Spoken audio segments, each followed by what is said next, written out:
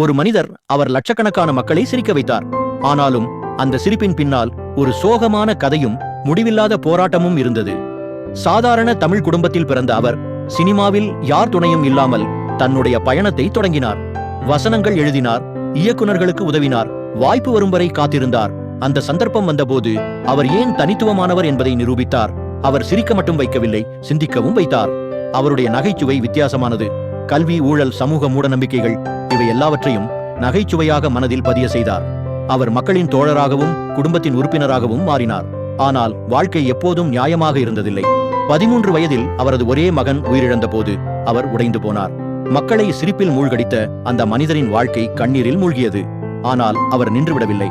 அவரின் வழிகாட்டி doctor APJ Abdul Kalam அவர்களின் கனவில் உற்சாகம் பெற்றார். ஒரு பசுமை இந்தியா உருவாக வேண்டும் என்று கலாம் சொன்ன அந்த கனவை இவர் தன் கனவாக மாற்றிக்கொண்டார். நீங்கள் என்னை நேசிக்கிறீர்கள் என்றால் ஒரு மரம் நட்டு காட்டுங்கள் என்று கலாம் சொன்னதை செய்ய ஆரம்பித்தார். 33 லட்சத்திற்கும் மேற்பட்ட மரங்களை நட்டார். வாழ்க்கை அவரை எத்தனை முறை தள்ளி போட்டாலும் அவர் மீண்டும் எழுந்தார். மக்களை சிரிக்க வைக்கவும் உலகத்தை சிறப்பாக மாற்றவும். 2021 அவர் திடீரென நம்மை விட்டு சென்று விட்டார். ஆனால் வெறும் இடைவெளியை மட்டும் விட்டு செல்லவில்லை. சிரிப்பு, அறிவு, பசுமை இவை எல்லாமே அவர் நமக்காக விட்டுச் சென்ற அடையாளம்.